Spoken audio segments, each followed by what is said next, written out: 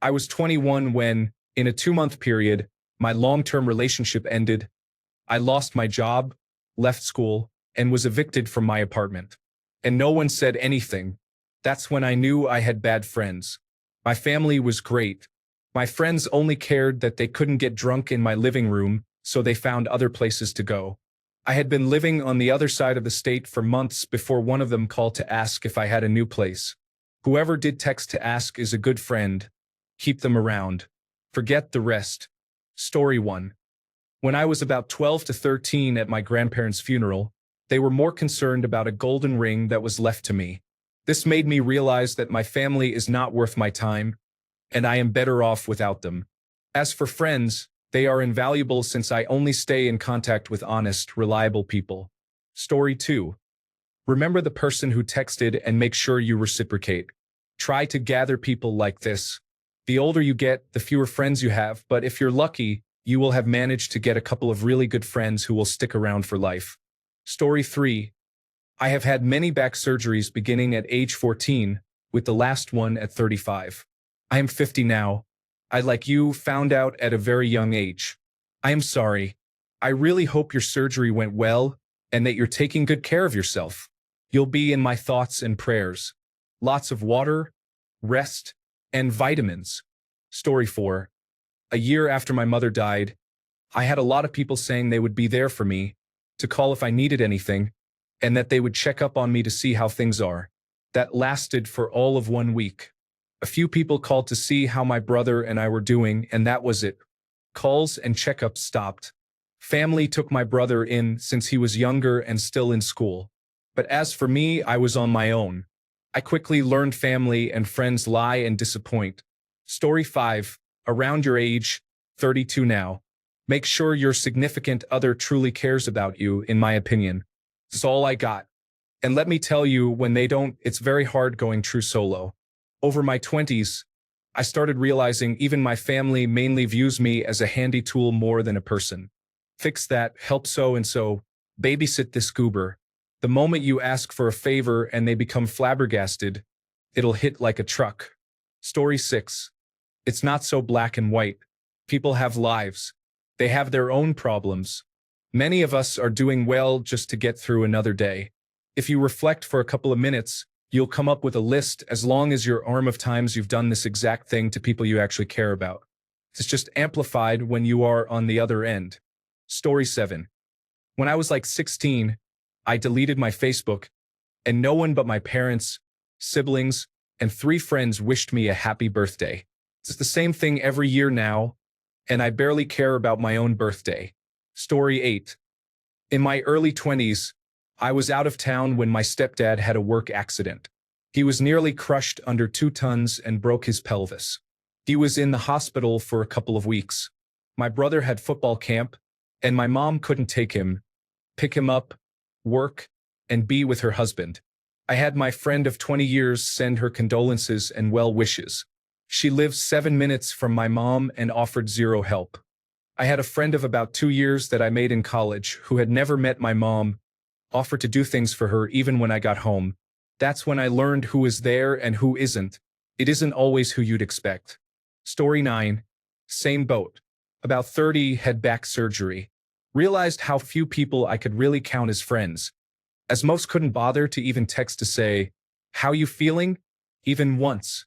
The only message I got was one asking if I could cut recovery short to come back to work. You're just a cog in the machine. Forget them. Story 10. When I was 12, my mom threw up a large amount of blood and passed out. I called an ambulance and they took my mother to the hospital. My 2 younger brothers and I were on our own. Nobody came to check on us the entire time she was in the hospital. No phone calls, no visits, absolutely nothing. I didn't even know if my mom was alive. I made sure we got to school every day. I made sure we all ate $20 for 3 kids for 2 weeks. And I made sure we all had clean clothes. Anytime someone tells me blood is thicker than water, I think about those 2 weeks. Story 11. I had a realization one day in my early 20s or late teens. You really only have yourself in this world as a man. It is up to you to find your own way. At the end of the day, everyone is living their own life. They do not care that much. It hurts, but it is a truth you have to understand. You are on your own. Tupac realized this with Me Against the World. Story 12. In your 20s, you realize your friends aren't always there when you need them, but you also realize you haven't always been there for them. Hopefully, by your 30s, you don't let yourself let down your friends, and you learn to ask your friends when you need help. Eventually, you start recognizing when someone needs you because of how you felt when you needed people and they weren't there. You won't let your real friends go through that. Unfortunately, right now, they are learning at the same pace you are. Too long, didn't read. They aren't necessarily selfish or ignorant, they're just naive, probably like yourself. Story 13. My dad passed away while I was in high school, and none of my friends came to the funeral or called to check on me. Family was there, obviously, but since then, they've all proved that they aren't there for the hard times either. Zooks, man. Story 14. When I was around 17, my mom had a stroke, and her boyfriend didn't care about me and told me to move out. I was homeless, trying to pay bills and trying to be comfortable with different kinds of roommates. Life is still teaching me that nobody truly has your back but yourself. Story 15. I kind of realized it when I got to college and made a lot of friends who I saw every day my freshman year. But then by sophomore year, the ones who didn't live near me almost never talked to me again, with the exception of like 3. Friends as an adult are just whoever I interact with the most for right now. Once you hit 18, that whole best friends forever nonsense goes out the window, except for a few select people. Story 16. Yeah, I found this out when I moved away for a few years. I was 22. I knew my friends cared. They would reach out to me and ask me when I was moving back to hang out and party. They are the whole reason I moved back. It sucks that this happened to you, but I truly hope you can find better people to surround yourself with. Friends are the family you get to choose. Choose them wisely. If they are not being good friends, drop them. Life is too short to be surrounded by people who are indifferent to you. Story 17. About 12, I realized that friendship was more of a ladder climbing activity for most people. People wanted friends who could offer them something. Sure, you could hang out with one or more people regularly and have a bit of fun. But ultimately, everyone was always looking to upgrade their friends. And if you needed help with something, very few would actually wish to help you, especially if it meant a bit of effort and inconvenience. There are, of course, exceptions, and we would all probably like to consider ourselves one of those exceptions, but basically, friendship is nonsense. Story 18. Does mental well-being and regard for your emotions count? I had a large group of people I considered close friends. I brought a girl I was dating into our group. She was extremely verbally and mentally abusive, often in front of them. It got to a point where they were going to hold an intervention. I broke it off with her, but they continued to invite her to things. I even went out of my way to bring up how uncomfortable I was multiple times. It ate at me slowly over time, even after I found a new happy relationship, because my friends betrayed me with no regard for how I was mentally impacted. I tried for 4 years to get over it, but I was too hurt. I reached out to a group of them to say that I was legitimately hurt, and it was ignored. Eventually, I realized they truly did not care that they had hurt me. People do whatever they want. Very few are going to go out of their way to help you. I soon after stopped caring about the entire group, and now I'm over it and I've moved on. If you find people who are willing to go out of their way for you, those are your true friends. Story 19. Probably around your age. Now 35. The cool thing is you've realized it now and can work on building relationships going forward with people you care about and who care about you. Story 20. And you are pretty bold to assume anyone, apart from the person who chooses to live with you, cares much at all. I was taken to a motorway service station to get dropped off. My mother or stepfather was supposed to come and pick me up for a 4-week stay. They didn't show up. I got to spend the night in the rain outside the car park because the security guards thought I was going to rob the place. I was a small 8-year-old boy with 2 large suitcases. It took me ages to get those cases through the car park. I had to do a relay with them. When some police officers pulled up on their break, they asked me what I was doing sitting in the rain by the sign. They got me some food and let me sit in their car, but then 2 minutes after getting the food, they got an emergency call and I was left in the rain again. Security went back to accusing me of robbery as soon as the police left, and the officers took the food with them.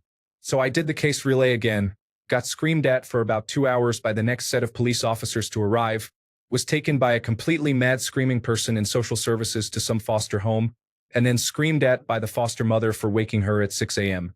Then I walked out and found a phone, called my dad with reverse charges, tried to tell him what happened, and then got told to call your mother.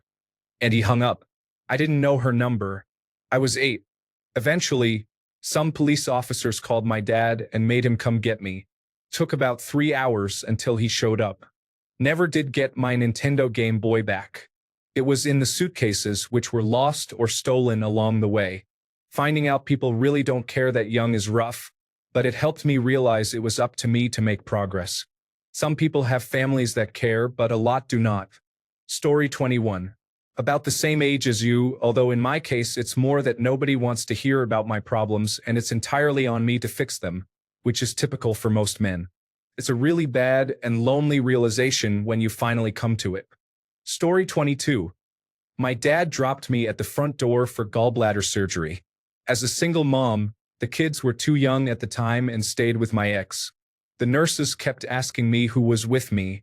They seemed concerned when I kept telling them no one. And yet, the children were all adults when I had 3 stents put in, and no one came. I am pretty much on my own even at 68. Story 23. Last year, in my late 20s, I had some serious mental health problems. The person I thought I was closest to, who promised they'd be there for me if I ever needed it, just ghosted me after I told them. I've never spoken to them since. I don't really speak to my family either. I had always been a positive part of their life until that point. I think some people believe they're willing to do anything for someone, but it's on the condition that they never have to do anything. I don't hold it against them. Life is short.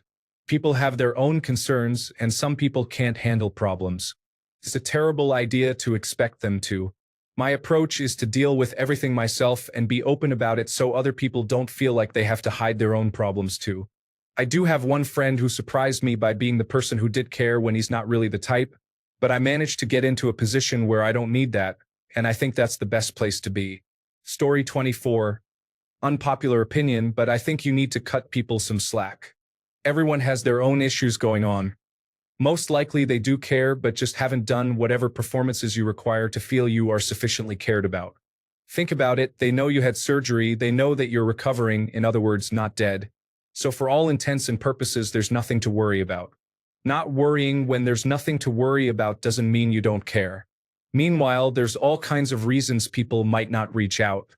Assuming you're all of a similar age, it's likely some feel awkward, don't know how to start the conversation, or have just gotten caught up in their routine. Obviously, it's appreciated when someone does think to reach out, but holding all your friends to this standard of, if you haven't reached out then you must not even care if I live or die, to sit there feeling miserable about people not reaching out is a good path to a sad life. It's hard for everyone right now. Give people some benefit of the doubt and think of them for what they mean to you. If you need or want to interact with these people, then you reach out.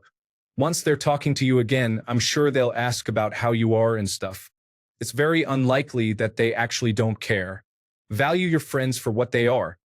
People you enjoy spending time with and who enjoy spending time with you, not for what they fail to be. Even friendships that don't rise to the level of blood brothers or I take a bullet for you or I constantly think about and worry if you're okay are still very much worthwhile. That's all friendships need to be, honestly. Anything much more than that is rare for everyone, not just adult males. So I mean, yeah, your main point is more or less true from a certain point of view. The number of people who care more about you than anything else going on in their lives is going to be really small your whole life and will only get worse as you get older and people get busier. But that's fine. Set reasonable expectations for people and still think kindly towards them when they fall short. Don't lose meaningful relationships over this. Edited to add, to answer the actual question, I guess I just never really expected anyone to truly care about me. That's what makes it special when someone does. When I need support, I ask for it and generally get it. I don't assume people are going to call a timeout on their busy life to come check in and see if I need help. So I guess I was 0 years old, or today years old. I don't know how this works. Story 25. It's no problem at all. I never went through something as traumatic as that, but I noticed all my so-called friends would only come around when I had something to offer. Once I didn't, they disappeared. Story 26. Dear Reddit community, it is with a heavy heart that I write this farewell message to express my reasons for departing from this platform that has been a significant part of my online life. Over time, I have witnessed changes that have gradually eroded the welcoming and inclusive environment that initially drew me to Reddit. It is the actions of the chief executive officer, in particular, that have played a pivotal role in my decision to bid farewell. For me, Reddit has always been a place where diverse voices could find a platform to be heard, where ideas could be shared and discussed openly. Unfortunately, recent actions by the chief executive officer have left me disheartened and disillusioned. The decisions made have demonstrated a departure from the principles of free expression and open dialogue that once defined this platform. Reddit was built upon the idea of being a community-driven platform where users could have a say in the direction and policies. However, the increasing centralization of power and the lack of transparency in decision-making have created an environment that feels less democratic and more controlled. Furthermore, the prioritization of certain corporate interests over the well-being of the community has led to a loss of trust. Reddit's success has always been rooted in the active participation and engagement of its users. By neglecting the concerns and feedback of the community, the chief executive officer has undermined the very foundation that made Reddit a vibrant and dynamic space. I want to emphasize that this decision is not a reflection of the countless amazing individuals I have had the pleasure of interacting with on this platform. It is the actions of a few that have overshadowed the positive experiences I have had here. As I embark on a new chapter away from Reddit, I will seek alternative platforms that prioritize user empowerment, inclusivity, and transparency. I hope to find communities that foster open dialogue and embrace diverse perspectives. To those who have shared insightful discussions, provided support, and made me laugh, I am sincerely grateful for the connections we have made. Your contributions have enriched my experience, and I will carry the memories of our interactions with me. Farewell, Hedge. May you find your way back to the principles that made you extraordinary. Sincerely, N.A.B. Dad.